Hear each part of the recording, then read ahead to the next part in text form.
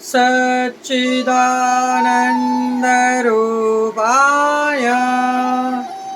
विश्वोपत्यादिहेतवे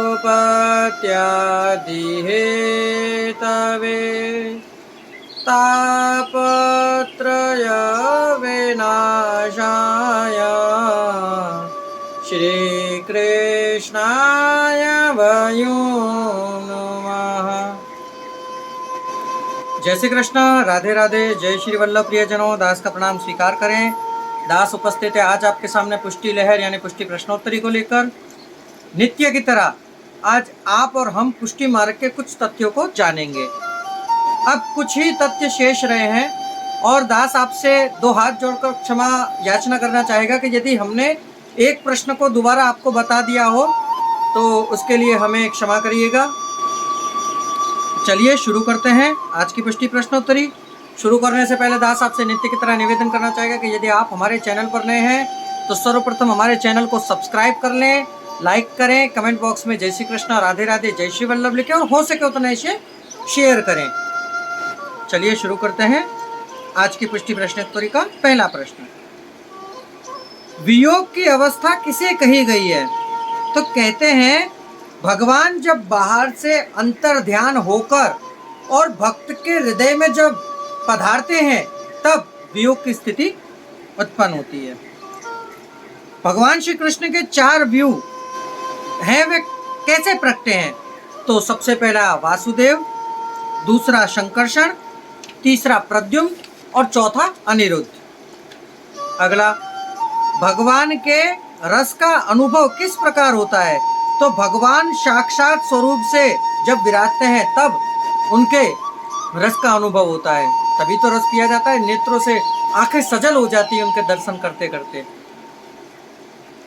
अगला, भगवान जीव का साधन का त्याग किस प्रकार कराते हैं?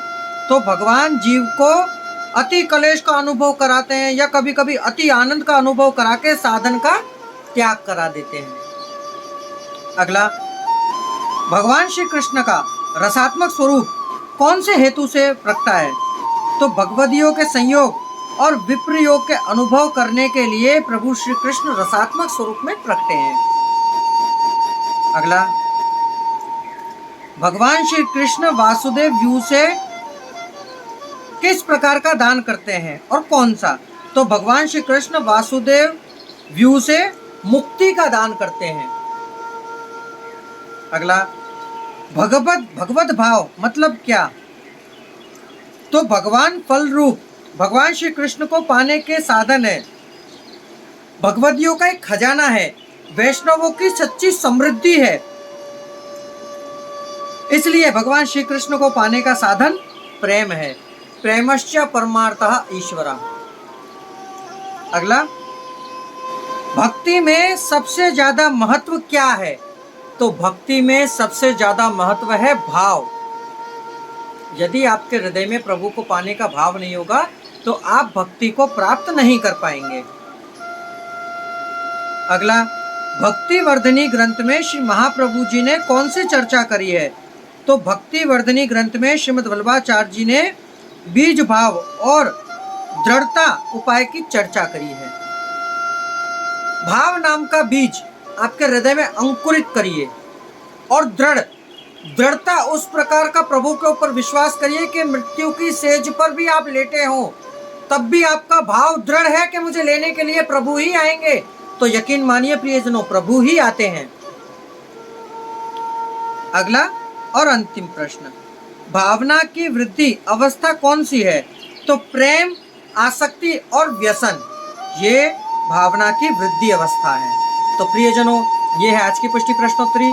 सुनकर यदि आपको आनंद की अनुभूति हुई हो तो इसे शेयर अवश्य करिएगा। अब दास को आज्ञा दीजिए, कल पुनः मुलाकात होगी नई प्रश्नोत्तरी के साथ। जय श्री कृष्ण, राधे राधे, जय श्री वल्लभ।